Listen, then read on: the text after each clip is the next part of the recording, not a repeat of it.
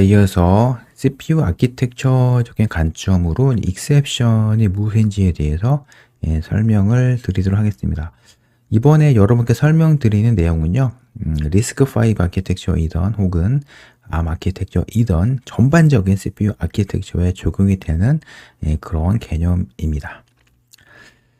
익셉션과 관련된 내용을 여러분이 그 스펙 문서 리뷰를 통해서만 배우셨다면 그 익셉션이 얼마나 중요한지 좀 와닿지 않을 수가 있는데요.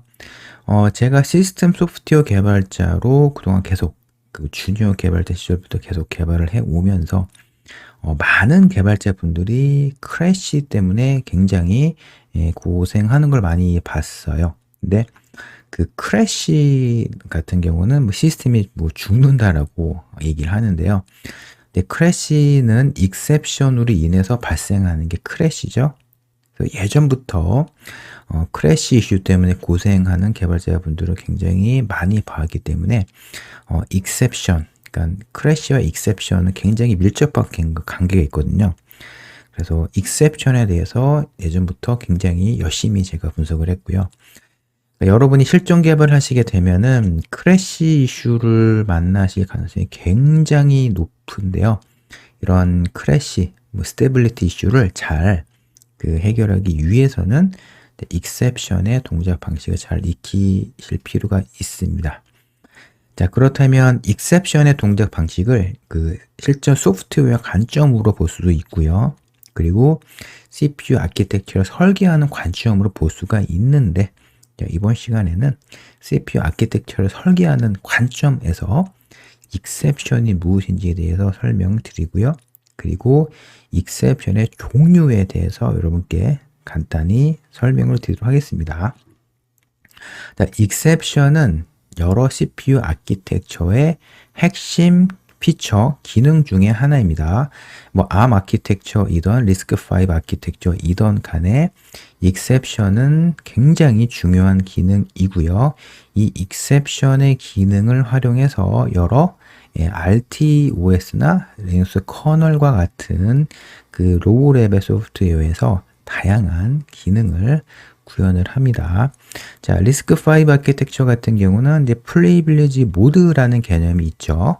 유저 모드, 슈퍼바이저 모드, 머신 모드, 이와 같은 플레이빌리지 모드도 굉장히 중요한 기능 중 하나입니다. 자, ARM 버전 8 아키텍처 같은 경우는 그 플레이빌리지 모드에 대응되는 기능이 또 있죠. 익셉션 레벨이라고 하죠. 익셉션 레벨 0, 익셉션 레벨 1 이렇게 부르죠. 그리고 ARM 버전 7에는 그 유저 모드, 슈퍼바이저 모드 이런 모드가 있는데 그 리스크5 아키텍처의 플레이빌리지 모드의 개념은요. ARM 버전 7 아키텍처의 그 프로세서 모드 있죠. 오퍼레이팅 모드와 굉장히 비슷한 점이 많습니다. 자, 그리고 또 중요한 또 기능 중에 하나가 레지스터죠. 레지스터 내부에는 그 범용 레지스터가 있고요. 그리고 시스템의 속성을 설정할 수 있는 그런 시스템적인 레지스터가 존재합니다. 그리고 인스트럭션 셋 아키텍처 굉장히 중요한 기능인데요. 사실 이전에는 CPU 아키텍처를 인스트럭션 셋 아키텍처로 표기했습니다.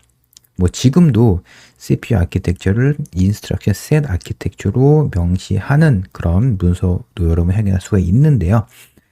인스트럭션 셋 아키텍처 하면은 어셈블리 명령어가 어떻게 구성이 되어 있고 그리고 그 신텍스라고 하죠. 그 니모닉이라고 그러는데 어셈블리 명령을 실행하게 되면은 그 결과가 그 데스티네이션 레지스터로 가는데 목적어 레지스터 어떻게 업데이트 되는지 관련된 그런 동작들 그리고 또 익셉션을 유발을 하는 어셈블리 명령어도 있죠. 그리고 컨디셔널 브랜치 어셈블리 명령어 이와 같은 어셈블리 명령어의 전반적인 동작 방식을 잘 기술하고 있는 그런 기능을 인스트럭션 셋 아키텍처라고 하고요.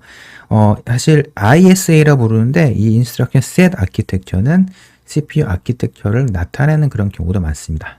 자, 근데 이와 같은 기능들이 있는데요. 이 중에서 제가 봤을 때 또 가장 중요한 기능 중에 하나가 익셉션이다라고 말씀드릴 수 있습니다.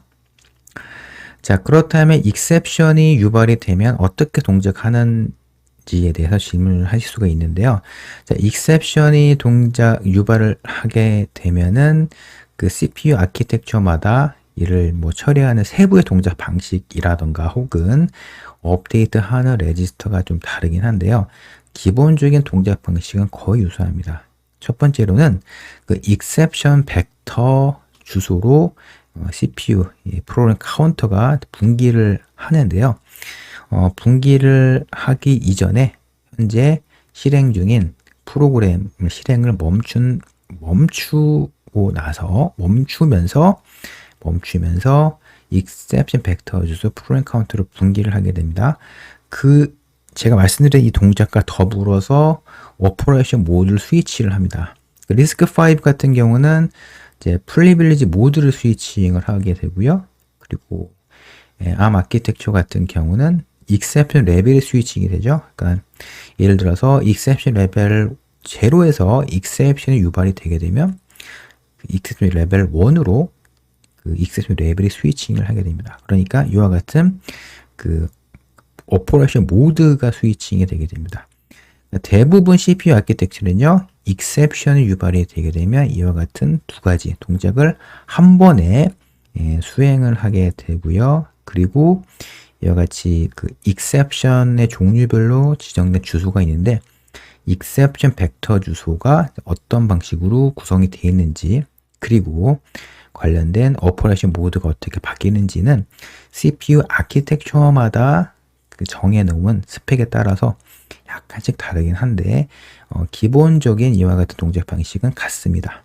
그러니까 여러분이 리스크5 아키텍처에서 exception이 어떻게 처리가 되는지에 대한 동작 원리를 잘 파악하시게 된다면 뭐 ARM 아키텍처라든가 다른 CPU 아키텍처의 exception의 동작 원리를 잘 기실 수가 있겠죠. 네. 그렇기 때문에 자, exception의 기본적인 동작 원리는 여러분 이렇게 요약을 할 수가 있고요. 제가 설명드린 이 동작은요, CPU 아키텍처 관점으로 본 exception의 동작 원리입니다. 자, exception이 유발이 되게 되면 뭐 exception의 종류라든가 exception이 어떤 타입인지 어떤 그 원인으로 exception이 유발이 되는지는요, CPU 아키텍처마다 다르고요. 이런 exception의 종류를 잘 정리해 놓은 테이블이 있는데 이를 exception vector table이라고 합니다. exception vector table이라고 하는데요. 자, 리스크5 아키텍처이던 혹은 ARM 아키텍처이던 간에 exception vector table이 존재합니다. 이 관련된 내용은 이제 이후에 설명을 드리도록 하겠습니다. 정리하겠습니다.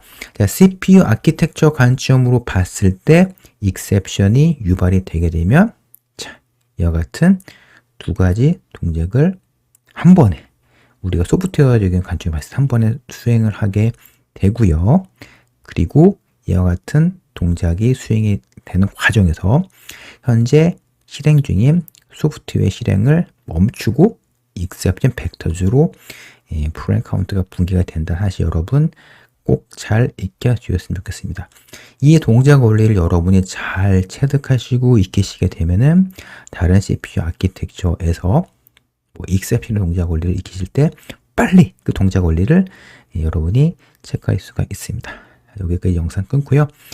다음 영상 강의에서는 리스크5 아키텍처에서 정의된 exception의 종류와 그리고 exception이 처리가 되는 exception 핸들러 루틴, 뭐 크래시가 난 다음에 어떤 처리가 되는 그 이제 폴트 핸들러라고 볼 수 있는데요. 이 동작 방식에 대해서 이어서 설명을 또 드리도록 하겠습니다.